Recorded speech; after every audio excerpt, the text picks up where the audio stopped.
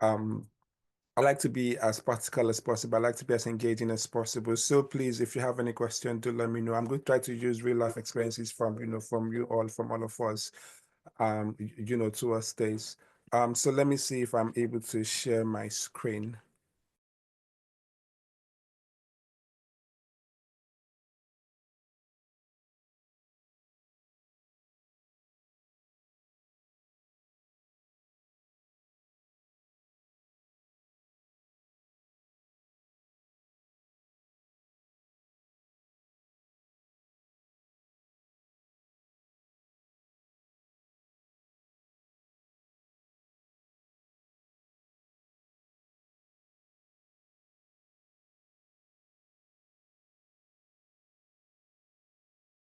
Can everyone see my screen? Yes, we can see it. Very clear. Yes, I can. Oh, perfect. So I'm just going to try to put this in the presentation mode.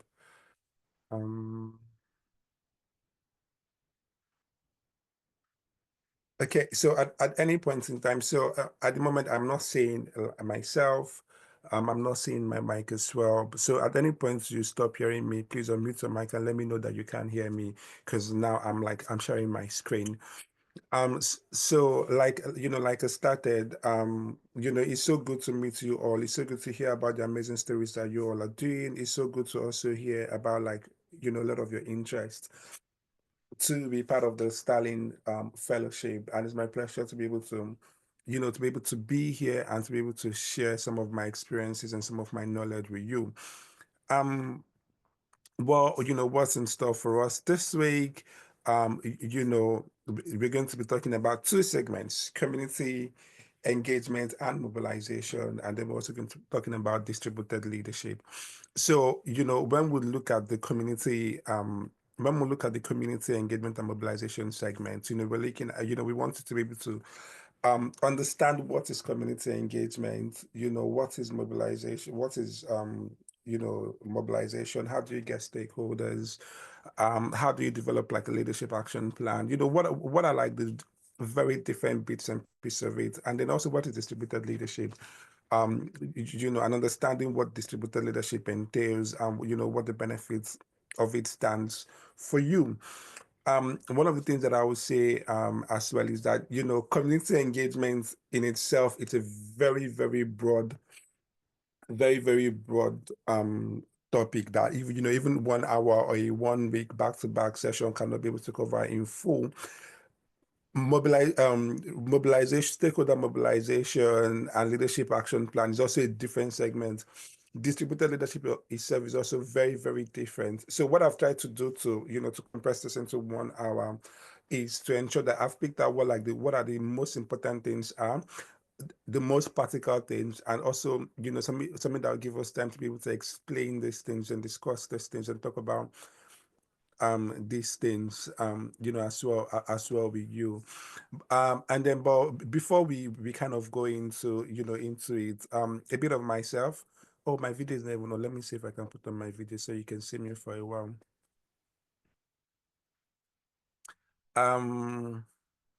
So I don't know if everyone can see me. Can you see me? Can see you clearly. Yes. Thank Okay, you. perfect. Yes. So a bit of myself. Yes, we can. My name is Nwaeze Daniel. So my current day job is the community manager for One Young World. So One Young World is a global charity. It's a global charity that is specifically focused on identifying like young leaders around the world and providing them the right platform, amplifying them, promoting them, and giving them access to more opportunities. So at the moment we have around 18,000 plus young leaders in 193 countries. So, I manage a lot of young leaders. I do have a team that work with me as well, managing, young leaders across the world, 18,000 in 193 countries. So very massive work. But what I can say is that, I've seen what works. I've seen what doesn't work. I've seen what, how context matters, in Africa, in Asia, in Europe, in Latin America, and different parts of the world. And then, I know what works and what, and what doesn't work. And now we can improve that. Just give me a minute.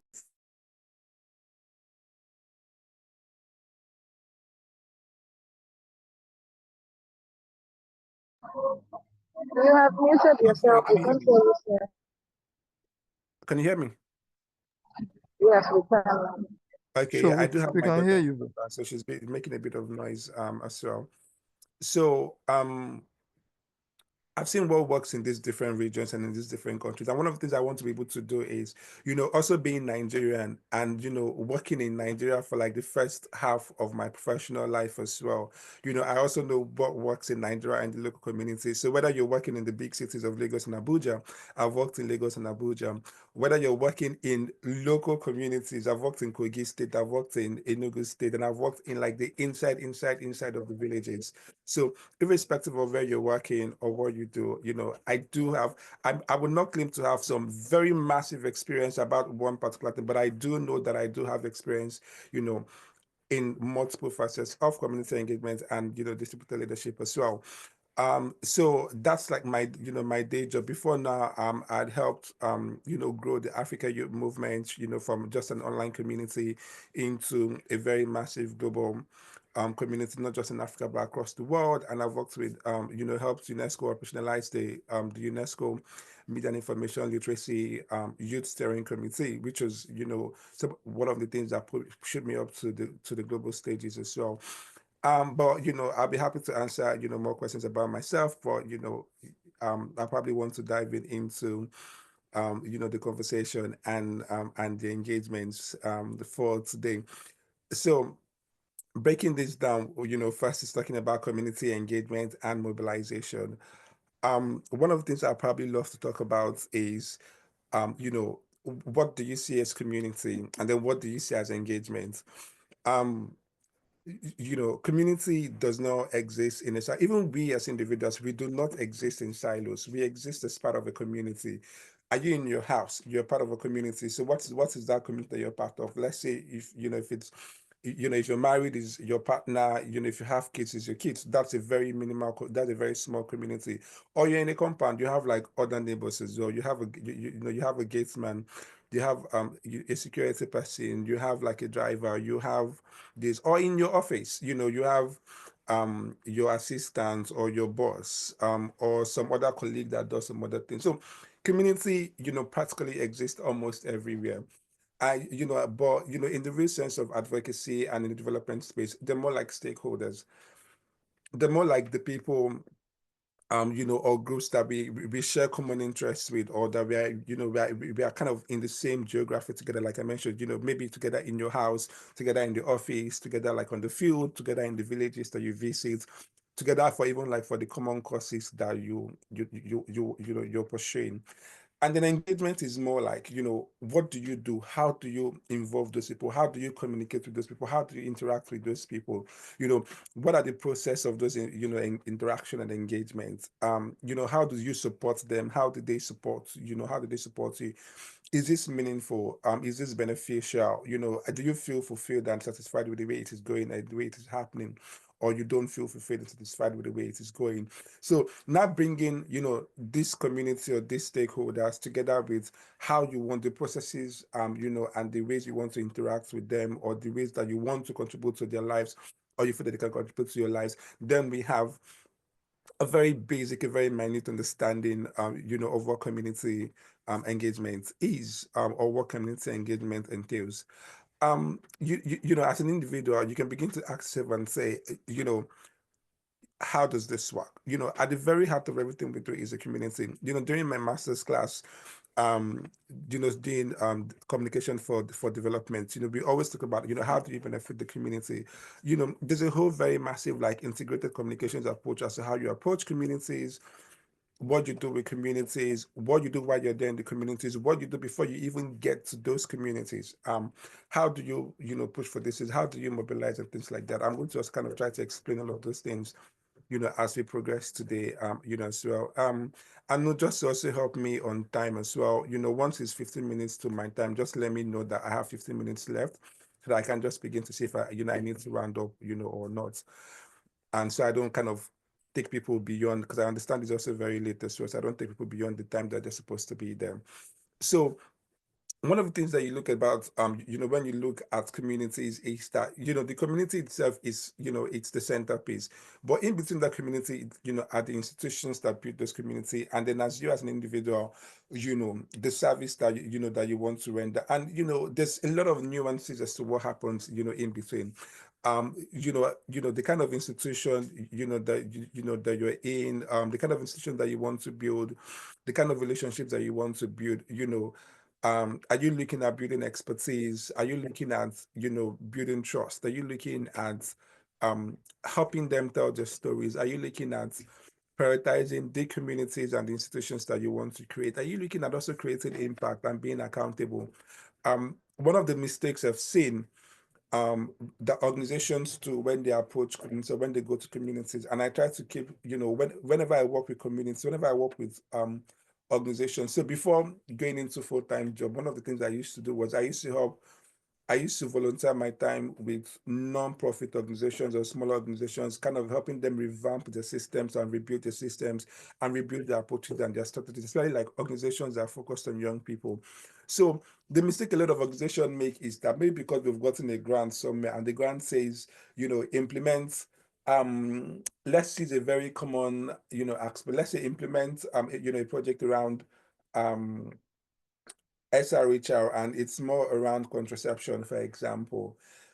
Community, a lot of these organizations don't go into these communities and have a sit-down conversation with key stakeholders or key people in these communities to see, you still want to implement this project, that's the end goal, but what's the best way to implement that project? What's the best way to go about that project? What's the best way to engage these people? But what they do most of the time, that they just come with that big camera crew, that the many things that they want to donate or they want to give out with their fancy shirt that is labeled, not the Nigerian national football jersey, but like the fancy shirts, like, Anu is wearing, for example, Giving Tuesday Nigeria, for example, in our profile picture here. So they just wear fancy shirts and just come into these local communities.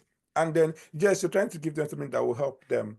But what happens after you leave? Are you thinking about the long-term impact of the project that you want to do? Are you thinking about, is this, if you will not also get other people in trouble, and things like that? So one of the things I usually advise people to, to do is to be very, very strategic about how you do these things, to be very, very strategic about how you approach communities. So it wouldn't cost you a thing. And I always, always insist with organizations that I work with, let's spend the first 1 week going to those communities, if possible, living within those communities and speaking to key people in those communities and saying to them, how can we implement these things? How can we approach these things? How can we engage you better for your benefit, so that you feel part of the whole process? And so let me use my phone, an organization called Africa Upcycle Community. And one of the things I work with how to do is before we organize any projects, we go into those communities and ask some key questions to get to meet some key people. One of the things that has taught us is that once the community members feel part of your work, part of your engagement, part of the project, every other thing becomes very easy for you. Like, you will enjoy your time with the community, you will have massive impact, and you can always come back over and over and over again because you will build a relationship with them. So, what do you do, in that you're looking at, building that relationship and partnership with those communities so that, for the benefit of like whatever action or policy that you want, to make happen. So what do? Sending people into those communities to find out who are the key people in this community, what are the historic issues in this community. Has any other organization come to do something similar in that community? Has it worked? Has it failed? If it worked, what did they do and how can we do it better? If it failed, why did they fail and how can we avoid the mistakes that they made? And then also, what are like the cultural and what are like the cultural context to issues in in the community? So I'll give an example. If you're coming to a community where you want to you want to talk about contraception, there's contraception on the side of the men, contraception on the side of the women. If maybe women don't have so much say in the community, whatever it is that you're doing and preaching around contraception is not going to work because the men have the say. So why not try, if you understand that it's the men that is the issue, and then you try to convince the men on the other side. and they buy into your idea and they work with you as to how to make this happen. Then you have to say, or let's say, for example, you want to go into communities and you want to establish a food bank or you want to establish a school. What is the problem of previous schools that have been there? Where is the best place to set up a school? You can see a dry land, for example. I say, oh, give us this place, we want to set up this place, or we want to do something here. And then you don't know that probably in that particular community, when it rains, that particular place gets flooded, and then it's dry during, during the sunny period. And then during the rainy period is wet again and stuff like that. Or that's like a place for, has some historical issue that people don't like to do things there. So, finding all this cultural context, this historical context, has as little as it may be, can go a very long way in affecting, the impact that your project can have. But the most important thing is that it helps you build relationship and partnership with the community and be able to do the things that you need to do, with this community people. And most times people will say, oh no, we don't have the time, we don't have that much time, we don't know what we're able to do, how we're able to do the things that we should do, and things like that. But 1 week, to wait to do like another project would not cost you so much. When you look at what the long-term benefit is going to be or what the long-term issues, are going to be. So then that brings us to the next phase of it, which is, what are the principles of community engagement? What are the things that you need to look out for when you're trying to mobilize people, you're trying to engage communities, you're trying to do some of these things.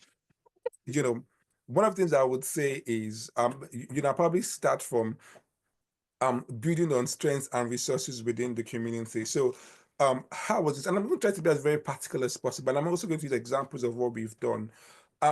So when you look at building on strengths and resources within the community, it tells you, and you say, how can you use the community resources? So let's say you want to give refreshment. There's one very simple one that I do so well is, let's say I'm going to this community and I'm not doing any advert for Coca-Cola, by the way, but I want to give them drinks. I want to give them Coca-Cola. I want to give them snacks.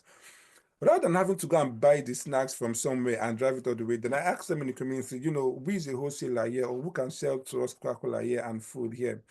And then they'll say, oh, this person can sell to us, this person can give, this person can sell to us, this person can give to us. And then I buy from that particular person. That way, the money has stayed within the community. That person feels like, oh man, they're doing business with me, not just coming from outside and stuff. Oh, you want to build a school. Ask for carpenters and bricklayers in the community. You want to serve them food. Ask for people that can cook in the in the community. You want to do medical outreaches. Don't just bring doctors from outside. Also ask them, do they have their own doctors? Many of them even use traditional, medicine people. Ask them and say, where are the traditional medicine people? Those ones can come as well and help with your diagnosis. They don't have to diagnose anything, but they can talk to them and say, oh, what's your issue? They can now tell the doctor that this person said this is their issue. And then the doctors can diagnose what may be the potential sickness or illness or problems and then provide solutions to it. That way, you're engaging the community. You're not coming like, oh, they don't know anything, they are archaic, they're backward. I'm the one that's coming to offer change to them. But what you forget is that community has existed for ages, for years. And I give an example, my friend and I got a house. If you're in Lagos, you know Takwa Bay. My friend and I got a house in Takwa Bay, and we're like, oh, Takwa Bay is very, very, even though we ended up doing a project in Takwa Bay, but, the project was inspired by, something else. But we got a house, we started living at Takwa Bay, started getting to know the community, started getting to understand the community. And then, I visited the local church there in Takwa Bay, and I was speaking to the local pastor there, and we're having a very nice conversation, also thinking about what we can do and how we can do things.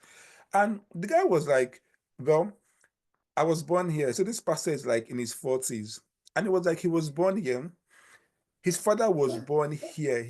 He's not so sure if his but like he's very sure his grandfather was born here, but what he's not so sure is where his great-grandfather migrated from. What that means is that at least that community has been existing for about 70, 80 years, because the father was around like 70, 80, because he's in his 40s. So that means that community has been existing for at least 80 years. And I didn't even hear about Takwabi until about probably the 2010s, the late 2010s, 2018, 2016, 2017, when we started going there to enjoy the beach and things like that. So when we wanted to do a project in the community, guess what? It came in handy. We had known the local pastors then. We've known the local youth leader there. We've known some of the key traditional leaders then. It became easy to meet people to do the interviews. It became easy to get venue to do things. It became easy to get places to sleep. In fact, one of the establishments opened up their spaces for us to sleep for like 2 nights. We didn't even know that that kind of facility existed there. So those are the things that that can help you when you build relationship with communities. Empower power and resource sharing as well. I think I've explained this. Try to use as many resources as possible. Don't try to go it all alone. Research and action for mutual benefit. Always do your research in these communities. Don't just assume that you know their problems. Always do your research. Always ask them questions. Promote co-learning and capacity building. Yes, you're not just coming to teach them. Come as well to empower them. Come as well to, see it in code as empowerment of other empowerment, empowerment of other leaders, so that when you go, there's always someone there that can continue your impact. There's always a local person that can take over from where where you've left. um you know Look at system development through a cyclical and iterative process. Disseminate findings and involve all partners, and then make a long-term commitment to the partnership process. So another thing I try to do as well is not just come and do one-off events, take pictures, do videos and go. No. How do we ensure that we stay constantly engaged with this community?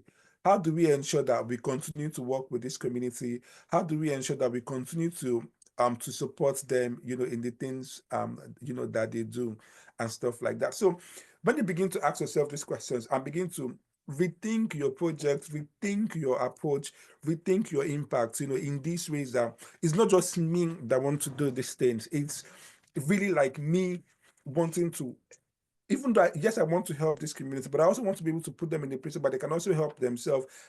I want to also be able to like empower. I think empower, the word empower or empowerment has been abused so much, but I want to be able to build with them. I want to be able to work with them. I want to be able to learn from them as they learn from me as well, to ensure that even when I leave, they're able to continue, those impacts, those initiatives, those things like that. And then I give an example as well. An example as well is the climate change activists and climate change advocates in Nigeria, for example. I tell them and I say to, and I tell them and I say to them, that don't when you're bringing in Western solutions and Western interventions, to Nigeria, for example, always try to localize those interventions, always try to localize those problems. So one of the ways to localize it is what? You want to plant trees. Don't go and be buying trees or planting trees that don't bear fruit. This is someone that has not eaten, has no money, and you're planting some tree that looks like a coconut tree but doesn't bear fruit. So the thing is just covering in shade. Man wants to eat and be filled up. It doesn't matter whether, it doesn't care whether the sun is beating. As long as the person is able to eat and feed their family, they're fine. So instead of bringing that kind of tree and plant that just provides oxygen and just provide shade, for example, that they're probably not allowed to grow. The goats are going to, sorry, my apologies. My baby is in the background. She wants my attention. So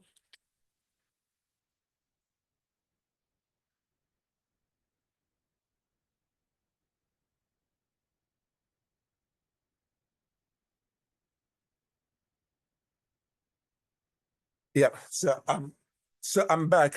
I'm back for today's. So instead of planting those trees that don't provide any form of economic support to the communities, don't provide any form of food to the community, they plant something that look at coconut tree, look at palm trees.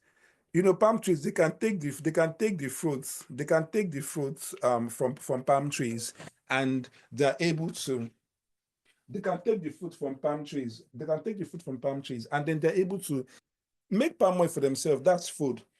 They can sell the palm oil, that's economic empowerment. They can use the branches of the palm fruit to make brooms or to make baskets. That's something for household use for themselves when it grows. Tell me how, knowing all of these things, tell me how or why they're not going to allow the tree to grow and germinate and continue to stay within the community. Do not even allow any goats near the tree and stuff like that. Or you're coming to them and you're setting up a recycling plant for, coastal communities, for example, you're setting up a recycling plant or recycling collection points there, whereby any plastic you can always collect the plastic and put there, and then occasionally you're coming to pick this plastic and you're paying them for every quantity of plastic that is there that you pick. Tell me why they will not pick up every and any plastic that washes up the shorelines and keep for you to come, because they know that you will buy it from them and you pay them money for it, and you recycle it, probably even recycle it into something that they will need or they will use then in their communities as well. So you're making impact, but you're making meaningful impact, not just impact for paparazzi. People will say, oh, they're planting 5 million trees, 10 million trees, and you're asking yourself, where is the trees? Only trees that just provide shades. You're asking themselves, where is the trees? Everywhere looks as if there's no trees, because you just plant the trees. Yes, are the trees allowed to grow? Why? No, because it's not providing any food benefit or economic benefit or financial benefit for those communities, and that's what they'll destroy things like that. So being very meaningful, being very thoughtful about how you do these things or what you want to do for these communities will go a very, very long way. Following this, we start talking about identifying your stakeholders. Who are the people that you want to approach in the community? How do you approach the people in the community? What do you do in approaching these people in the community? What's the best way for you to approach these people in the community? And how can you ensure that you continue to enjoy this relationship with these people in the community? One of the best ways to ensure that is doing a stakeholder mapping. And what's the stakeholder mapping? Stakeholder mapping is just more like, how do I put it? How was the best way that I can explain stakeholder mapping? It's more like you sitting down and understanding who your best bets or what your best bets are going to be before you approach any community or before you start any project. And mind you, this is not just like any community or project or things like that. No, it applies, all across board, anywhere and everywhere that you're working on or that you're working at. It applies across board, whether it's in your office or you're doing a small project, you're doing a very big project. The project is in a local community on the ground, or it's a project that is online, or it's a project that is in a big city.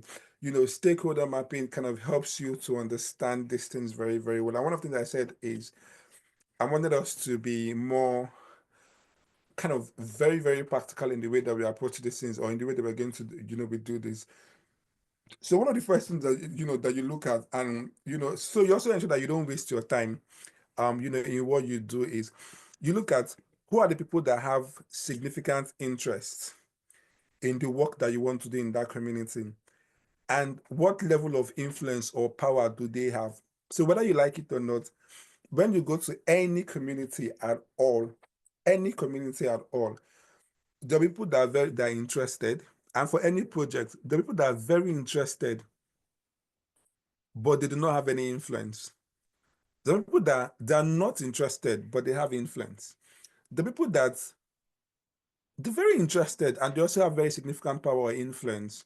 And people that they're not interested, they have no influence whatsoever, they have no power whatsoever. So you want to ensure that you are using your time and the very limited resources that you have very, very significantly and very, very well. So what do you do, or how do you do this thing? So the first is to identify, you know, who who are the people with no interest and no influence or power. So those people, you don't have any business with them. Your business is just to inform them, to just let them know for saying sake, we just want to know that this thing is happening.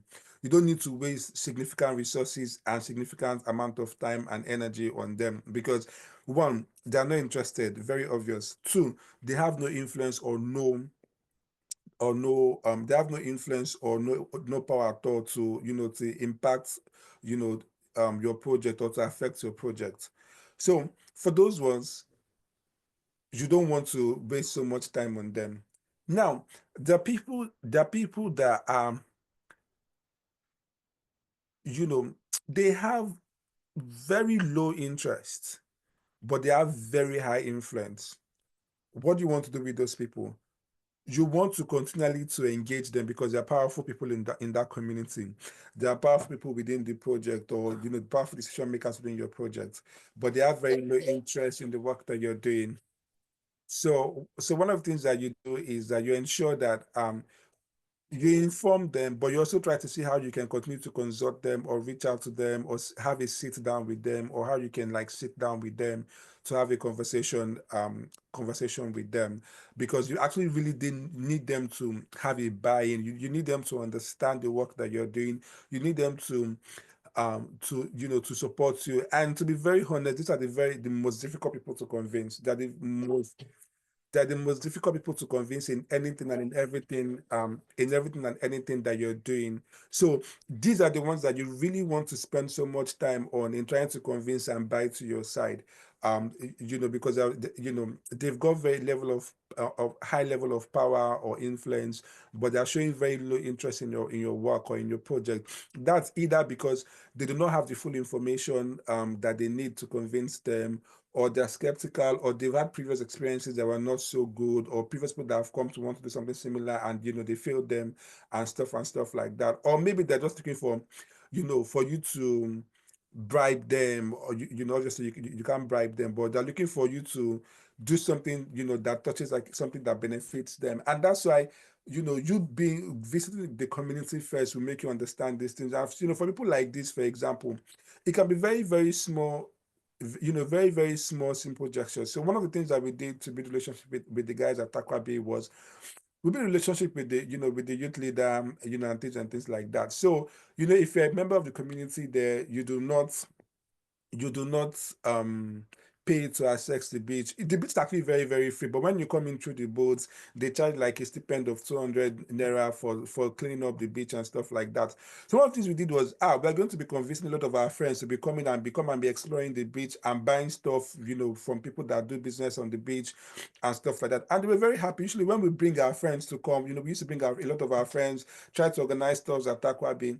They're always very, very happy and excited about it. And more people are coming, not just the people that come during like the Christmas and the New Year and the Easter to come and do those parties and stuff. No, like even like the other period that looks like, quiet in quotes, you know, any of our friends wants to meet up with us, we invite them to Takwa Bay. We have friends that are coming from outside of the country, they want to meet up with us. We invite them to Takwa Bay. And that's also one of the reasons why we also got a house in Takwa Bay. And the house was like literally like was very, very cheap, to be very honest, paying around like 36,000 a year, paying around 36,000, 36,000, 40,000, 50,000 a year for a house in Takwa Bay.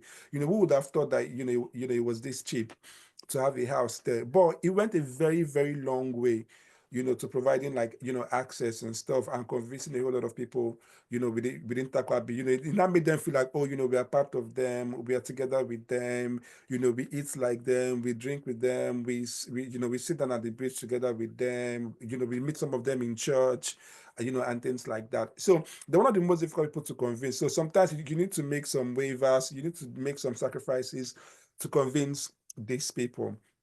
Now, for someone who has very high interest but low influence, most times they'll probably be one of the beneficiaries of your project and stuff. Yeah.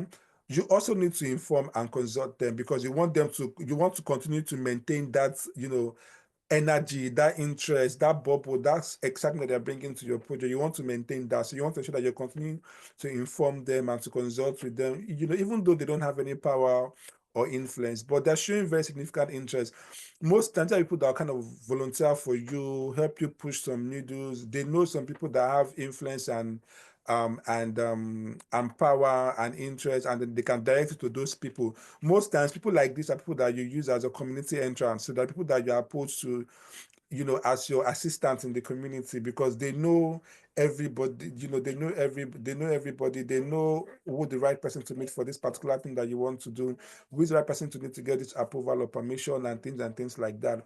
But one of the best people that you would dream of, in any program you're doing or when you're engaging communities, is the people that have very high interest in the work that you're doing, and they have very powerful, they are very powerful or have very high influence. So in communities, this can be like the king, the chiefs, the bales, the pastor, the imam, the traditional ruler, depending on which community or how that community operates. When you're when you meet people and they're so interested in your work, or you've been able to convert the people that have very high influence but low interest, you've been able to convert them to now begin to show high interest. That's when doors now begins to open. A lot of things now begin to happen. It now looks as if it's easy. You start enjoying your time in the community and things like that. So what going to the community first will do for you with stakeholder mapping is, when you get to this community, you now know who these people are and where they sit. Once you put them onto your stakeholder map, you now begin to understand what kind of energy do I need to push towards this person, towards the other person, towards the other person. Okay, these ones are my beneficiaries. What do I need to do for my beneficiaries? These ones, they're not so interested and they have very low influence. No need to disturb myself so much. How do I convince this person that is of high influence but very low interest? How do I convince them and convert them to believe in the vision and the mission of the project, and that I have the good intention of the community at heart? And then for the people that are very high power, very high influence and showing very massive interest, how do I ensure that I continue to work with them, I continue to collaborate with them, I continue to inform. In fact, you inform them of every little detail of what you want to do, because they want to feel so among and feel so interested and feel so involved in the work that you're doing, or what you want to come and do in that community. But again, this stakeholder mapping is not just for communities like on the ground. If a project is online, if you're doing like an online campaign, for example, this also matters. What demography of people do you want to target? Where did those demographics fall within your stakeholder map?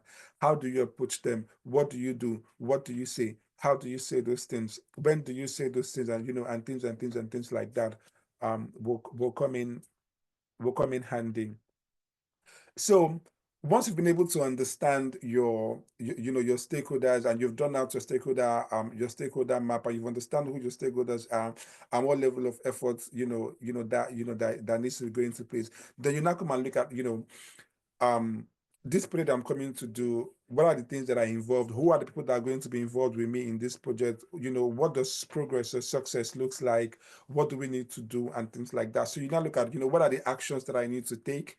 What are the expected outcomes from this action? What skill do I need to come up with? So I'm going to talk about some leadership skills and some other skills that you need when you're involved in community projects and community work. I'm going to talk about some of them that you might need as we go along. But the point I'm trying to make is, now you come back and sit down to yourself and say, what action do I need to take? What are the expected outcomes from these actions? What skill do I need to develop towards action? Or if I already have this skill, how best do I use this skill towards the expected outcomes? What is the time frame? Also, because if you have a goal that doesn't have a time frame, if you have a goal that doesn't have a time frame, it's literally going to affect you so much, because there's nothing that is giving you any sense of urgency, and progress. What little steps can I make? What little steps can I make towards achieving this? And I used to say to people is progress, no matter how small, no matter how little, is progress irrespective, and it's far better than moving backward. So if it might be baby steps, it might be adult steps, it might be athletic steps, it might be long jump, it might be high jump. So long as you're moving forward, one step at a time, one run at a time, one jump or one hop at a time, it's progress. So what little steps do I have to take, or have I taken towards this, and what have been the result, and then who is responsible. It may not be that it's you that's responsible on the team. It may be someone else that's responsible on, on your team. And that's what we're going to also come and talk about, around distributed leadership, how to ensure that everything is not just centered around you. Hey, I'm the founder, CEO. Because I'm the founder CEO, I must have a say in, the number of water that we must have, the number of volunteers, the people that are serving food, I must select people that are serving food myself, I must select this, I must decide this. No, we'll discuss that around distributed leadership and how, you need to learn to delegate, you need to learn to trust your team members, you need to learn to build autonomy, you need to learn to ensure that people that are working with you feel some sense of ownership and they enjoy working with you. They see you as a leader. They don't fear you as a leader. They respect you. They respect you as a leader, and they're also supporting the dream that you have or the work that you're doing, because they love working with you, because they love the impact, they love the vision, that that you have. So having talked about that, we will go into distributed leadership. I'm just trying to check my time. Okay, I think I'm still on track. So we'll go into distributed leadership. And with distributed leadership, it's more about how do we spread leadership across board? How do we spread leadership to ensure that people feel some sense of ownership? One person doesn't feel overwhelmed. Your team kind of understands what they need to do. They feel or they know that you trust them in whatever decision they make on behalf of the team. Now, I believe, most times distributed leadership is always usually more significant for like big organizations or big corporations. So for example, you don't expect the head of the UN, United Nations, or let's say the head of Save the Children, or the head of UNDP, for example, to come and be deciding how much water or how much fuel should be bought in a car for a project in Borno State, for example. No, you know, obviously the systems are processing in place, but it is more important for us because as small teams, yes, we're all going to grow. We're all young leaders starting up or, in the mid phases of our careers, even some of us in the high phases of our careers. We need to understand that everything cannot be around us all the time or about us all the time. We need to ensure that the people that work with us, they have some sense of autonomy. They're able to build themselves up as a leader. So one of the characteristics of you being a leader is that the people that will be you, that are working with you, that are supporting you, they're also growing as well. And then when you look at them, you say, oh yeah, I'm so proud of this person. They worked with me, they learned all of their skill sets from me, they grew through working with me and through their interactions with me. So that's where distributed leadership come into play. And I give myself as an example. One of the things that people love working with me on teams for, is that I come up with a vision. This is the vision of what I want. The first thing I do is I look at my team members to say to them, do you have the right skill sets, for this vision, for this mission, for this project? If no, I don't discard my team members. I try to say, how can I upskill them? How can I work with them? And then what do I do? Once we embark, I'm like, Miss Falakemi is not here. She knows me. She knows me a whole lot, and some of the work that I've done with some other people. I'm always like behind the scene. I'm behind the scene watching everyone and saying to them, let's do this. Oh, you're having challenges here. What do you need? But how do I support you? I support them, to push them further ahead. That way, they feel a sense of ownership of the project or of the of the segment that they're made to handle. If you see me working in teams, if you see me working on a project, except you really know me personally or you know some things behind the scene about the project, you will never know I'm the one managing or leading the project because everyone on the on the out behind the scene, yes, they report to me, they come to talk to me, they come to this, but once we are all in front of everyone, I trust everyone to do their job so well. And when they're not doing their job so well, you will see me, I'm working with this person. Once I get them back on their feet on the ground, I work with this person, I go to work with this person as well, and to show that everyone is working autonomously. One, two as well is that I always ensure that my teams, you know everybody is equal once you are out there on the on the field. So what that means is that if somebody is lacking and you have some capacity, you're able to help out the other person. So we ensure that by providing the right support, nobody feels too overwhelmed. Nobody feels like, oh, now I'm doing all of the work and somebody is resting, and things like that. So hopefully that we'll be able to within the short time that we have cover all of this. So what's distributed leadership, in essence? So the MIT, described it as collaborative autonomous practices managed by a network of formal and informal leaders across an organization. So in simple terms, it just means how you work collaboratively, how your teams are autonomous, how your teams operate. Even so, let's imagine that you're not there today. Let's say you decide to travel. You're traveling by road from Lagos to what states can I use now? What's the farthest? They're traveling from Lagos to Jigawa, and on that day there's a major project happening that your organization is running. So, but you have to be on the road. So, like a 3-day journey. 2-day journey from Lagos to Jigawa, for example, or to Sokoto, for example. You have to have the confidence that your team on the ground are managing it very, very well. You'll not be on the road and then I'm so sorry, everyone. So you'll not be on the ground and then you'll be having fears while you're on the road there. And then you'll be having fears while on the road. You'll be having fears while on the road that somebody will mess up the project that you're doing, or somebody will affect the work that you're doing, or somebody will kind of just ensure that the project is not going so well. No, like you want to have that confidence that your team members are doing what they need to do, when they need to do it, and how they need to do it. And then they have the autonomy to take their own decisions, on the field. They have the trust that you will support them irrespective of the outcome, and things, and things like that. So with that being said, what's distributed leadership, or what's one of the ways that you can understand it? So I use like 2 different graphs to show the 2 different approaches to distributed leadership. So on my left side, it's the one showing, autonomy, capacity, and accountability. Now, what does that show? It shows that you need to build the capacity of your team members, one.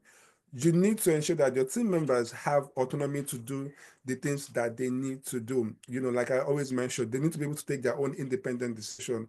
And not just that as well, there needs to be some sense of accountability. One of the things that lack a lot in leadership, especially in Nigeria, and I've seen that a whole lot. I've seen that in Nigerian non-profit space, especially when there's money or finances involved, is that lack of transparency and accountability. And I've seen it happen so many times, and it amazes me as to how that works. And the fact that I've sat on global teams and I've reviewed global projects and I've reviewed global applications, and I see where we need to do researches about individuals that we want to give opportunities, and then we're seeing stories of one accountability or the other. And I'll give you a very perfect example. We were reviewing, I'm not going to mention we're reviewing an award for a very global award. I was on the review board. It was 7 of us on the review board from different parts of the world. It is a very senior award whereby you get a fully funded trip to come receive the award in Geneva, fully funded, all covered.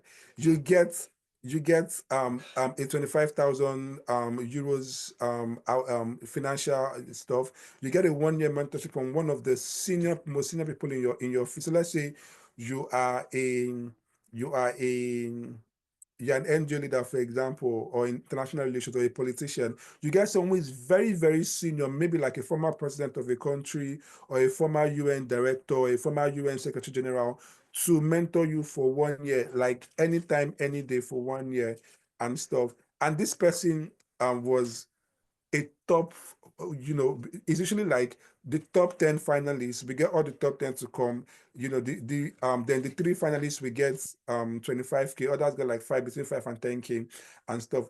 So this guy was among the 3 finalists. But before we give out that award, we always do what we call investigations and research about about them. I remember we're doing our research about what this person has done. They've done super amazing work, but guess what? They had an issue in terms of funding and accountability for a project and funding that they received, and that kind of blew out. And we had a concern that will affect the integrity of the award that we are going to do, because it's a very prestigious award. And because of that, we have to now give that position to someone, the person that came fourth, like the next person in line. So I've seen it happen a whole lot of the time. I've sat on a board whereby, I was just sitting there in my office, and they came to me from the team to say, hey, we're considering this Nigerian person for a particular thing. What are your thoughts? What are your concerns? If we announce this person, I hope that we're not going to get controversies. And I was like, I know this person very, very well. This, and this. This is their public stance on this, and that. Are you guys comfortable with this? Are you guys comfortable with that? And then they went back and then came back to me and say, they've looked through it and they've looked through their social media. They don't think that this can work. So please, as leaders, as we grow, whatever it is, whatever you preach on the outside should be what you practice on the inside. Don't be a different person on the inside, and then on the outside, you're this very nice, approachable leader, but your team is saying something else about you, because one day it will all come out. Or one day when decisions are being made about you in rooms, it may come up, it may come out. So ensure that, not just, so once you are accountable, automatically your team members will see that accountability from you, and they want to imbibe it, because they're trying to imitate you. They want to be like you. They're learning from you. They're directly and indirectly being mentored by you. So that level of accountability has to be there. On the other side, you see collective action, collaborative decision making, shared leadership. So don't do things all by yourself. Speak to your team members. You cannot be the expert in everything. There's some of your team, for example, let's say, your media or your campaigns. You have someone that manages your campaign. Ask them about their thoughts and their ideas. What do they think is best? How do they think is best? Get their thoughts, get their ideas. Collaborative decision making, ask your team members, hey, what do you guys think we should do on this? And they say, oh, we should do this, we should do that. Say, okay, yeah, I think I like your idea. Let's do it. Oh, let's join. Okay, this person suggested this and you suggested this. Let's combine your ideas together and let's do these things. Shared leadership, like I said again, don't be the one that have to do all of the directions. Ensure that you delegate some level of leadership and project ownership, some of your team members. Make them feel part of your work, make them feel part of the activities and the engagements. And then you'll see how things begin to change, things begin to improve, things begin to work for. And then what happens is that they now also begin to trust you and trust the work that you do, and trust how they and trust how they work with you, as well. And finally, as I begin to round up, what do you think are some of the competencies that you should have as leader? I kind of understand that we may have gone a bit over, but this is exactly 8 p.m. I think, so I'll just begin to wind down. So as a leader, you need to be well-grounded and all-rounded. So you need to have some competencies in terms of managing and leading the organization. You need to have some competencies in terms of yourself. Like I always mention, don't be one person on the outside and a different person or a terrible person on the inside. Yeah. Then you also need to have competencies for leading others and managing people. So, in terms of organizations, you need to understand decision making, conflict management, having your vision. Like I mentioned initially, that whenever, one of the things I do is that I develop the vision, I understand the vision, and then I try to share the vision with my team to say, this is what I aim to achieve. And then conflict management, trust me, if you think that you've managed conflict, you've not managed any conflict, because it's Nigerians.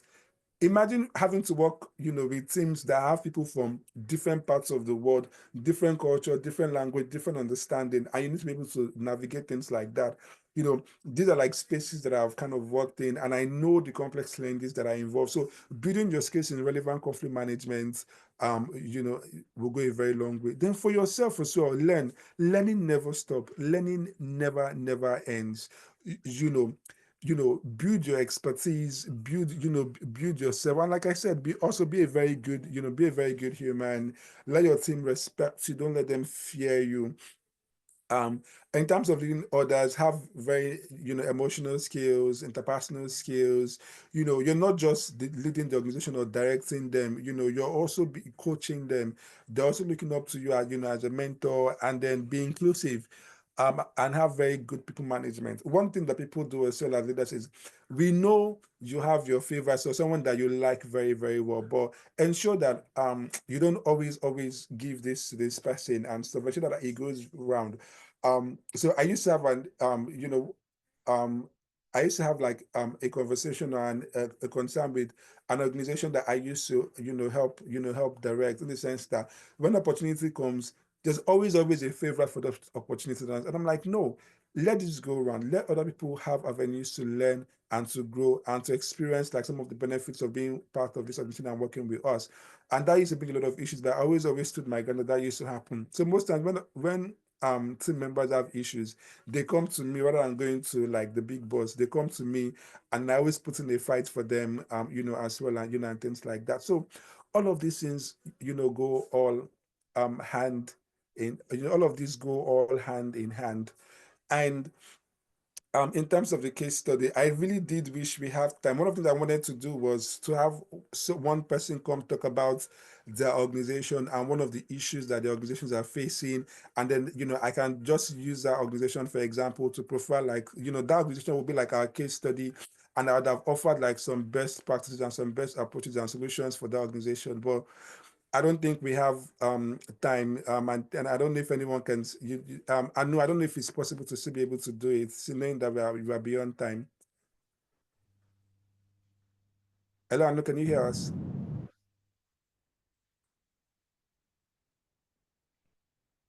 Hello, hello, Anu, can you hear us? Okay, I don't think Anu can hear us. So yeah, We are hearing you. Oh, okay. So I was asking if we are able to do like one case study, just have one person talk about the organization and their challenges or their issues. And then I can use that as a case study and probably offer some best practices and solutions and ideas.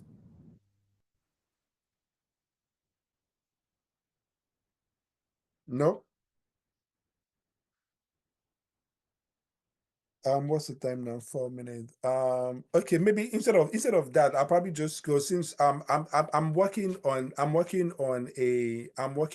a resource booklet or a resource a one-pager resource note where like you can see some very interesting case studies that you can listen to or that you can watch, and then see like what the best approaches and best responses is, to some of the issues that you might be facing in terms of distributed leadership or in terms of community engagement, and things like that. So, but in place of this, I'll probably just take questions from anyone that may have questions, because I actually like to stick to time and like to be on time and on track. So maybe instead, thank you everyone again for listening or for being with me in the session. I hope that it was insightful. I hope it was helpful.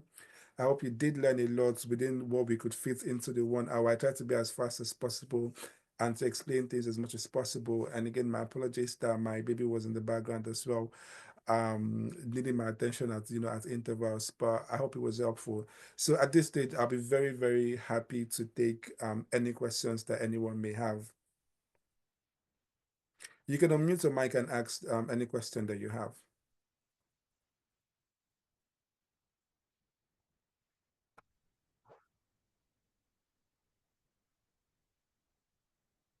Hello, can everyone hear me? No? Yes, we can hear you very well, Mr. Daniel. Yes, we can hear you.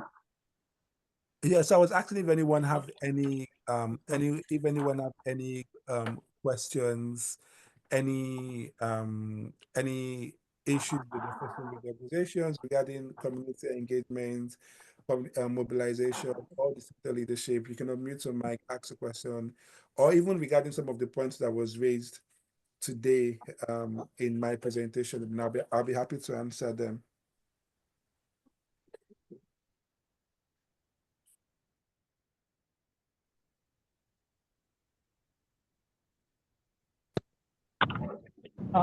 Hello, good evening.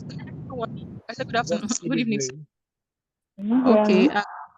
I was going to say thank you very much for your session. It was very, very powerful and enlightening, and an eye-opener to distributed leadership and engagement. So I was going to ask, as with regards to distributed leadership, how do you deal with members of staff or volunteers who prove stubborn, or who prove, I don't want to use the word stubborn, but yeah, difficult, yes, who are kind of difficult, or refuse to align with the organization's objective, or kind of find a way to, when it comes to projects and activities, they just go out of way and out of, the initial plan. So how do you deal with colleagues, volunteers, members of staff who are difficult? Thank you. All right, thank you so much, EHC Olarinwaju, for that. I know Isaac put up his hand as well. So Isaac, maybe you want to ask a question too, then I'll take both Yes. together. Okay, thank you so much. I love that. Thank you so much, Mr. Daniel. Sincerely speaking, this is awesome. This is great. It's an eye-opener, and I've learned more. I want to first of all appreciate your time. This presentation is so robust. Thank you so much. My question goes in line with what my partner have just said. We have an organization that is just coming on board, powerfully to become a very, feasible organization in the country.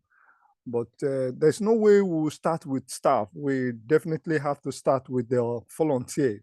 And so we mobilize volunteer like 50, because having the belief that it's not all the 50 that will stay at the end. So after the mobilization, we give them a capacity training, seminar. And when we have a little project we want to do, we'll have them together, brainstorm together, let them know what we are actually going in for. And after all these things being said, just like what my partner have just said earlier on, that some of them, she says she doesn't want to use the word stubborn, but we have this belief from their attitude display that most of them in Nigeria, let me just use the word in Nigeria, because I happen to be a leader in some network. And what I've seen is that so many volunteers, they look up into organizations that they have received a lot of huge amount of money, and that they don't want to actually use the money they have received.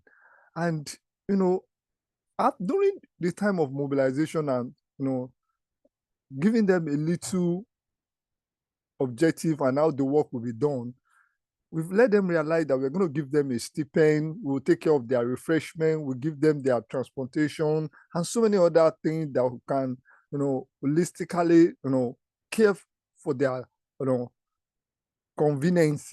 But at the end of the day, on the field war, you see them derailing, and trying to bring them back is sort of distraction to what you two as the facilitator is doing. So, and most time, these are people that are always available. These are the people that you will have trained before the work, but on getting to the field, their attitude is just like they wanted to frustrate your effort on the field. And so just because of that, you don't know how to really depend on because I listen to you quite well, that we must give these people autonomy to operate. But in a situation like this, how do we do it with volunteers that have a kind of, the perspective of you have the money, you don't want to spend it. And probably that is why they display such attitude on the field work. And it's affecting. Let me quickly give you, because I actually wanted to say, maybe I wanted to raise my hand to talk about the volunteer. I have a work that I did recently. One of my volunteers that's supposed to handle my photographic, something. She got to a place, she was just taking a friend, and she left the auditorium. And I was like, I have to send somebody to her that she should please come inside the hall. She didn't come. And I have to excuse myself from the high table, go behind the scene to talk to her. And I call her, and she didn't at that time still responded to me. She was just And I don't know what to do. And that was the end of using that girl. So I'm just bringing it to you so that you will encourage, give out the best solution. Thank you very much, so that I will not take much time. Thank you, sir. That's my question, sir. All How right, do we thank you so cope much. with volunteer? Yeah. All right, thank you so much, Isaac, and Ihechi. I'll try to respond, as practically as possible. But I'll start with you, Ihechi. Your question on, just summarizing your question on, like, what you mean was volunteers or team members not being interested or active or being very lackadaisical about the work. Now, whether we like it or not, there'll always be people who are not interested. Like, similar to stakeholder mapping, it kind of also applies to our teams as well. People who are, would probably not be interested. Some people are just there for the fanfare to take pictures for the gram. For you as a founder, as a director, as a head or as a leader of the organization, yeah, you want them to take pictures for the gram. It's good for posterity's sake, for future evidence sake, but also the work that you are there to do should not suffer. The people will not show interest. So what you should do, is to how to find a way to, like, systematically face them out, from the work that you do or from engaging them, and focus a lot of your energy on those who have shown really keen interest. There'll be some people that, for example, they really want to build their skill, but they don't have the right skill. That now comes to you as a leader, to build, to work with them to build their skill, to let them know that, hey, there's a thing in this for you. You are not just coming to, and I tell people again as well that it's all about perspective. You know, one person would say, I'm a server, I serve food. Yeah. Why? Because the person is serving food. Another person will say, "Oh no, I'm a food distribution specialist. I focus on the individual and ensure that the individual the food is well distributed to get to the individual." Now, what the person is trying to say is that the person is also serving food. But what has the person done? The person has placed some bit of dignity and some bit of value into that work that they do. The both of them are serving food, but one person sees it as serving food, one person sees it as distributing food to meet the needs of an individual, to show that the individual needs are met and is well reached in stock. So you would always see that difference in passion. And one thing for you as a leader is being able to identify those key talents and be able to work with those key talents and help them to build and help them to build and to grow. And so that takes me into Isaac question about spending so much time on volunteers and then they're lackadaisical. My advice again, I've seen it happen so many times. I tell organizations, start lean, then grow. A lot of organizations want to start massive. Oh, I have 50 volunteers, I have 1,000 volunteers. And then even the leader himself or herself don't even have the capacity to even manage 10 people or 20 people. Then you want to manage 50 or 100 volunteers. No, I tell people, start lean, then grow. Start with 5 very amazing volunteers or close friends that are working with you and build your team and grow from there. So what does that do? When you start lean with those very small set of numbers of people, as you grow, they will automatically begin to take up roles that will help them submanage other people. And in submanaging other people, you're creating smaller units, even though it's still part of the wider unit that are dedicated and are focused to the work that they do. One thing as a founder or as an NGO leader is that so long as you run a small organization, you should be able to be jack of all trades. You should be able to know how to distribute food. You should be able to know how to manage social media. You should be able to know how to write even basic news announcements. You should be able to do very, understand the very basics of everything so that you can be able to chip in some 1 or 2 words to people that are doing stuff for you so that as the organization now begins to grow, you can now begin to withdraw from some things as time goes, but still being able to have enough knowledge to be able to advise and support anyone that's coming up on your team that's working on those things. So I would always say to people, start lean, then grow. Why do you need 50 volunteers when 10 or 15 volunteers can still do the same thing that you want, that you want to do? When we go into communities, I think the biggest volunteers that we've ever had at Africa Obstacle Community was, I think, around 12 or 15. And this is 15 volunteers managing around like 400 or 300 people, and also ourselves as well, and all of this logistics. So what does that do? It helps you manage, that thing. At Africa Youth Movement, when we had like around like 10,000 people, we are like around like 8 of us or 9 of us that are managing that very massive community. So when we were now becoming very overwhelmed, we now started having like sub-units, country units and country heads and things like that. So that way, we've all had enough time to bond, to build our expertise, to build our experience. And then as we also grow, it also help us to build that leadership and management skill sets to now be able to work with other people and manage other people. So I understand that, people, my advice would be to start lean, then grow, so that you're invested in this small set of people that they believe in you, they trust in you, you also believe in them and trust in them, and you all begin to work, and then grow together. And then as organization group, let's say you now grow to like 50 core volunteers, you're no longer managing 50 volunteers, you're just managing like 5 people. Those 5 people are managing like 10 different people or 9 different people. That way, you see how even though the team is growing, there's still some level of efficiency and effectiveness in how things are going, and how things, and how things are working. And then it goes, across board as well for everyone. Please, whatever key things that needs to be done, or that some of the key things that you do, in your organization, try to be a jack of all trade, master of one, but understand every little aspect of the work that you do, because it will come in handy when you need them. And it's because I understand very, very basic of a whole lot of things. When I'm on the field, I'm able to work with different people on the field and inspire my different team members, and work with them in different, in different ways. And they feel very happy, they feel very impressed and feel very interested. And then there are some people that would not be interested at all. You don't have any control over that. Focus on the people that either have low interest but don't have the skill. How do you help them upskill? Or some people who have very massive interest, they're excited, they want to always do it, but they don't have any skill set at all. Don't lose them. Work with those people, help them to build their skill set in one niche area of the work that your organization do. And you'll be shocked and amazed as to see like the kind of impact, they're going to do, and to help you with with the work that you do in your organization. So I don't know if that kind of help answers your question. Thank you. And no, I don't know if we also have more time for questions as well. Just let me know if I need to hand over back to you. I'm very fine to take more questions, but again, I don't want to hold anyone behind, behind the scheduled time. We're already 19 minutes behind the scheduled time. Hi, Daniel. Can you hear me? Can everybody hear me? Yes, I can hear I you. can hear you. Okay. I'm sorry, my network kicked me out. I sent a message that we can still do some 20 minutes. However, we're past like 20 minutes. So we can still do like an extra 10 minutes.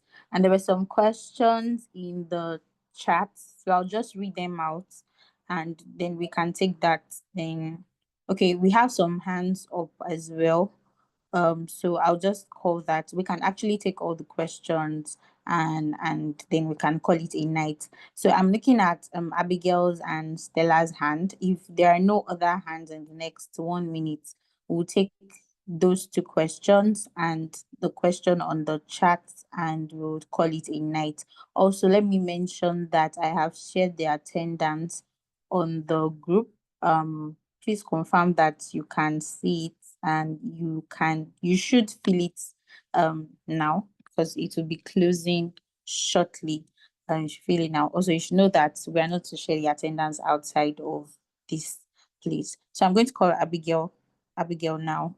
Abigail, you can ask your question, then we'll move on to Stella, then I'll read the question in the chat. So Abigail, you have the floor.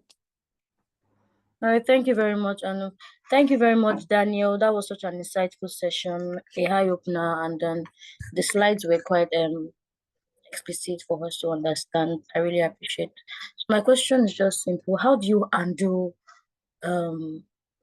exploitation in terms of planning for a project, maybe in a community, and you find out that the stakeholders are trying to exploit you because they feel like you have the money, you have the resources, and you bringing it to them means that you can, afford these things. And instead of them, making the other community benefit from this, they want to have it all to themselves even before accepting your proposal. So how do you handle such cases? Thank you, Daniel. Thank you so much, Abigail. Can we take the other one so that I can respond to both of them together?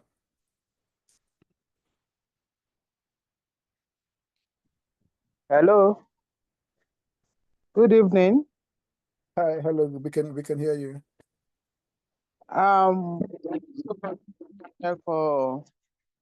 For the presentation, it was quite enlightening. My question has to do with the concept of distributed leadership. From what you have said tonight, apart from using that concept with regards to our projects on the and activities on the field, is it also a concept that can be applied for a team of leaders? For instance, an NGO or a coalition that has an ESCO, a body of ESCO, and is it possible to use that concept for that team? And if it is possible, how do you get the members of the team to believe in collective action? Because at times you see probably a team of 5 or 6 and only 2 are active in an ESCO, and the rest are just laid back. They are not ready to lift a finger. So how do you use this concept, if it is possible, for a team of leaders? I will call them team of leaders or an ESCO. Thank you. Thank you so much for the question. I'll probably just start from your question, and then I'll go to Abigail's response. So, does distributed leadership apply not just on the field but also to office? Yes, literally, like perfect, totally applies to it. So whether you're a team of 5 or you're a team of 50 or you're a team of 10 or 100, it does apply to it. And in terms of how do you engage people that are not so keen or that are not so interested? It now boils down to and that's why being a leader. So I'm kind of trying to imagine or assume, correct me if I'm wrong, that you're probably like the president or the executive director, within that team. Now, one thing that should happen is having a very keen understanding what the different interests are. What are these people's interests? What interests them? What motivates them? If you're able to understand that, you're now able to probably engage them better. And yes, I've seen this, also, a few times. It happens a whole lot. Even from when we're in school, when they'll give us like project work, group work, you will see maybe in that group, probably like 2 persons or 3 persons that would do all of the work. Others are just like not so interested as well. But in terms of an organization, and you're having or an ESCO body, and you're having a few people that are not interested, one of the things that I've done, with a very key leading organization in Nigeria that I was being involved in as well, was to see, we wanted to some members had interest in just some ESCOs had interest in just going to do the very fancy and picturesque thing of going to donate this to this orphanage or to this place and taking pictures and snapping pictures and doing videos and doing interviews. Those are not long-term impact projects.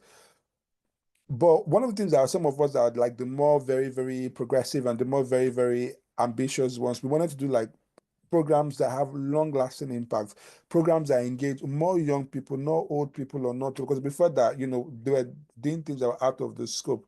So what we did was to sit down and say, okay, how do we incorporate everybody's needs? So what we did was we made an agreement to say, what, because this interests you, we're going to plan for things like this that interest you. But at the same time, we would also run progressive engagement and progressive, initiatives that are for long-term beneficiaries, that are having very much more present conversations and interactions and helping people build like real connections, which is like the initial aim of, of this organization. And it wasn't easy, having to negotiate with like, about up to like 8 or 10 ESCOs and different interests. But we were able to bring all of those interests together. Me and my friend were able to sit down and say, how do we take on this? Now, one of the things that happened is results would always, always speak for itself. Results would always, always, always speak for itself. Now that we've tried trying to do all of these things, we're now beginning to have massive response, massive feedback. People now wanted to now have the recognition. They now wanted to be part of the whole thing because we're not getting a lot of recognition and publicity. Automatically, they started coming on board, started being involved by themselves, started volunteering themselves to be involved in some of these things. Yeah. So sometimes, you need to like speak to them and say, what exactly interests you? What exactly do you want to do? And how do I incorporate that thing that you want to do into this thing? But one thing that distributed leadership now does is that because this is what you want to do, or because this is what you want us to do or add to it, you would also take some bit of responsibility to take some ownership and leadership of that particular segment of the project or that particular segment of the goal that you want us to achieve, because it's your key interest, it's your suggestion. So also ensuring that you're pushing back that commitment to them to say, we will do this thing because it interests you, but you also make a commitment to be involved in this thing. We will provide you all the support you need, but you make a commitment to be involved in this thing. That's also a segment of distributed leadership whereby you're giving people ownership of the project, because but this time around you're kind of making a waiver or a you're making a you're making a balance. So even though it's not really what you want to do, it's not really what the organization wants to do, but because you're looking at the big picture, and it is not like it's your own personal organization that you can you can come up with the vision just by yourself. You need the buy-in of other people to create like that joint vision, because it's like an association, or it's like an organization that other people have significant control on. Then being able to buy like that, their consent, and being able to get them to be involved in it and having them take leadership of it will go a very long way. And in terms of not pushing that to Abigail's question, in terms of people wanting to take advantage of you because they feel you have money, you're bringing in money to come and do things in communities. Typical Nigerians, typical local communities. In fact, some people even say you have to pay money in this community, or in this, you have to pay community money before you are able to do anything there. Now that's why I tell people, and I say, that's why don't do, once you want to do a project in a community and you want to do it there, don't just go to the community and say you want to do those stuff there. Visit that place regularly and observe people. There are very nice places to stay. Go and sit down at a beer parlor. Go and sit down at, in a hair salon. Go and sit down in front of a one-woman shop that fries akara, or that fries fish, or that sells food. Sit down there. People will come, they will talk, engage them. They will also think that you leave them. Before you know it, you start asking questions. How, what's the price of things here? How is it going? Yeah, BC, you sell food. What if I work with you to provide food for these people? I already know how much you sell your food. So you already know the woman sells a plate of our food for like 1, 2. There's no way because you've come there before and you've been there multiple times, you've engaged with them. There's no way she come and tell you that it's 1.5, she will do it. Because this person sells drinks for for 200. There's no way you come to now come and tell you that it's 300, or you must do this or you must do that. You already know who the chief people are. You already know someone that can take it to the chief or a traditional ruler. So I always tell people, always come first to that community, especially if there's a lot at stake in the project that you want to do or what you want to distribute. Come to those communities, find out who some significant leaders are there, spend like 2 days with them, interact with them. If maybe you're the person that is not very, very sociable, which even though I think that as leaders we should be very, very sociable, find someone from your team who is very, very sociable and doesn't have any issues with starting conversations, and let them do those things for you. Let them go with you and let them initiate those conversations. As simple as this thing is, you'll be very, very shocked at as the kind of miracles that these very simple approaches work. What does it do? It gives you an understanding of the community. It gives you an understanding of the place that you want to go and do the project. It gives you access to the right people that you need. It also lets you know who to invest your energy on, and who not to like waste your time and your resources on, just so that you're able to have like very, very maximum outcome or maximum inputs. I hope that that kind of answers the questions that you had. Over now to you, Anu. Thank you so much, Daniel, for answering pertaining to that question. I think I have two questions here from the chat. From Olasukomi, and it says, how do we ascertain the SWOT within the community? At what time do we carry out the analysis before the engagement? Is that question clear? Yes, I'm also like typing as you're saying it. So yes, I got it. Sorry, I didn't get that. Yeah, I got you clearly. I got you clearly. Okay. Yes, so that's the first question. I'm still looking at the second question. Or should I ask both? Yes, both. Okay, so the last question is, I'm not sure I understand, but what of political economic analysis are there working within community mapping? So I think the person is asking how to handle the political and economic analysis when doing a community mapping. I don't know if Sunusi is here. He could give more clarity to his question. But those are the two questions that we have. Okay, so if I understand the second question, but maybe I'll start from the second one as well. What are like the political, Okay. the political and the economic analysis in terms of approaching or going into communities. So Yes. it's it's still also understanding what are the power balances, what are the key things that influence decisions in particular communities. When you look at, let's even break down political economy, because I did study political science as well, so I have a bit of understanding of what political economy is. But for those who may not have an understanding, so what's political economy is, what are like the political issues of things and the economic issues of things, and where do politics and economics intersect, to come up with policies or to pass to pass policies as well. So when you bring this into like smaller communities, it's now for you understanding who are the key stakeholders, who are the key decision makers. For example, you're looking at the traditional rulers, the pastors, the imams, the key people that make decisions on behalf of the community, people that the community respects. They may not even be, and maybe someone that is maybe rich, or someone that has been influential, that, if it's a community that people are not very, very educated, there may be someone that went to school, that went to university, that, has a bit of influence in that community, that they know, that they trust so well, and then obviously you're not trying to raise funds from the community, but the community also have like their own, economic challenges and realities. And that's why I always also advise and say, a lot of the times there are different ways that you can support this community. So most times when you're doing projects, you want to cook, you want to buy drinks, don't buy them from outside. Try to see if you can liaise with local people that are there, that are doing this, that are doing these things. How can you support them? How can you do business with them? How can you encourage them and stuff like that?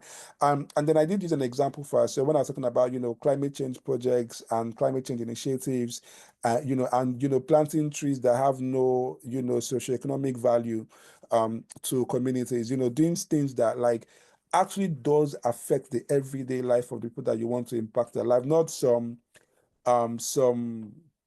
word salad or some projects from there. But because if you live in Europe or in the US, food is not a problem. It's expensive, but if you earn minimum wage, it means you can be able to afford and pay for food.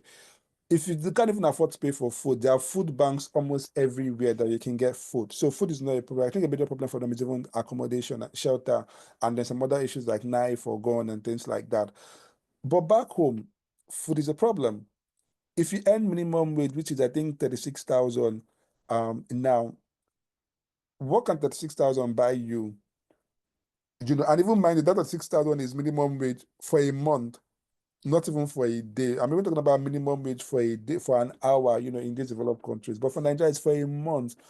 What can 36,000 buy you in a month? How do that's why I say to to you, try to, as much as if you want to construct things, find out if there's a carpenter in the community. Find out if there's a bricklayer in the community. If you want to distribute food, find out if there's a supplier in the community. Maybe it's not the kind of food you want to supply, but maybe the drinks, the woman that sells food, because the difference between wholesale and retail price is probably like maybe the woman makes like 500 naira profit from every pack of Coca-Cola that she sells. Patronize the woman. Patronize the woman. Yeah. The woman that sells food. The food is not up to the standard that you want. How do you work with her to help her improve to the standard that you want to dish out? Hey, you want it to be well packaged, you want to be well prepared, you want to have this, and these options. Work with them. The more you try to work with them, the more you will try to empower them, because one is affecting their stomach, which is their economy. It's affecting the power dynamics in the community, because if there's money in the pocket of this person, she's able to play politics for you and take you directly to the right person that will help you in, for the decisions that you want, or for this access that you want in the community. Maybe you even want a space. The person that can give you a space, will be there, and things like that. So, being able to, to explore all of these things, will go a very long way. In terms of SWOT analysis and when, this will come when we start talking about systems thinking. In the next session, I'm going to talk about systems thinking. So we'll talk about, what's the place of systems thinking?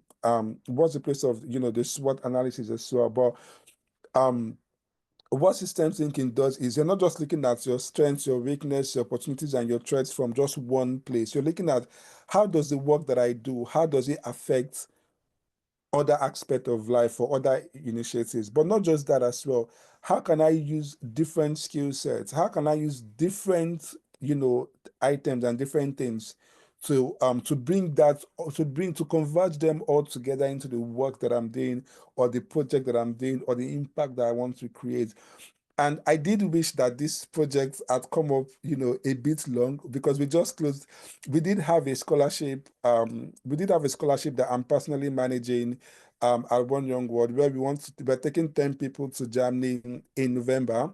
And we're looking at people that are doing stuff around systems thinking, and how system thinking applies to the work that they do. And then now we've finished the application, but we're reviewing and shortlisting the finalists at the moment. They'll get fully funded to Germany to come talk about the work that they're doing. And then we're also going to help them engage with the Virgin Unite, which is the Richard Branson Family Foundation as well. But not to feel sad, it's also going to continue for the next 2 or 3 years. So there's also going to be another opportunity, next year, to come and talk about, how systems thinking applies to the work that you're doing. So fingers crossed, I hope I'm able to explain so well to you all what system thinking is, how you can use system thinking, in the work that you do. And hopefully, you're able to apply for the scholarship when we open again in November this year.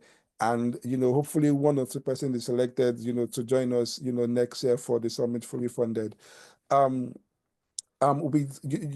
that being said, I do hope that with this viewpoint of mine, I've been able to convince you and not to confuse you, about the principles and aspects around distributed leadership, and community engagement and mobilization. And I do hope to see you in the next class, where I'll talk about system thinking and the project that we're doing around system thinking and the opportunities around it, and how we can also benefits you. And also thank you so much to the team and Giving Tuesday Nigeria for inviting me to this. Really appreciate it. And also apologies from my baby for the bit of disruption that she did in between the sessions. And do have a wonderful evening, everyone. Thank you so much. Thank you so much, Daniel. If you're still on the call, please, can we just give Daniel a very big round of applause, and also your baby. I mean, she was part of the class. I'm sure she wanted to learn 1 or 2 again. So she's absolutely welcome. Thank you for the session. I hope we learned. And I hope that we can, pull more questions and include them in our post survey and feedback form, so that by the next class with Daniel, we can also address that. So if there are any additional resources, of course, the recording of this session will be shared. If there are any additional resources, maybe tasks or activities that that Daniel would have for us, we'll be sure to communicate that via the classroom as well. So thank you so much, Daniel, for joining us tonight. We look forward to the next session. Thank you for giving us a tip of the iceberg of what that would look like. I'm sure none of us would want to miss that. So thank you also, fellows, for joining us tonight and for staying up until this point. I hope nobody was cooking soup at the same time whilst in the session. Anyways, please make sure that you fill the attendance form. It will be closing tonight. Also, a post-survey form, post-session survey form will be shared on the classroom and in the group. Please make sure, take your time to fill that one. But the attendance is compulsory to close tonight. And we were here, oh, I missed it. It means you were not in class. So thank you. Have an amazing good night rest and a great start to the weekend tomorrow. Good night, everybody. Bye.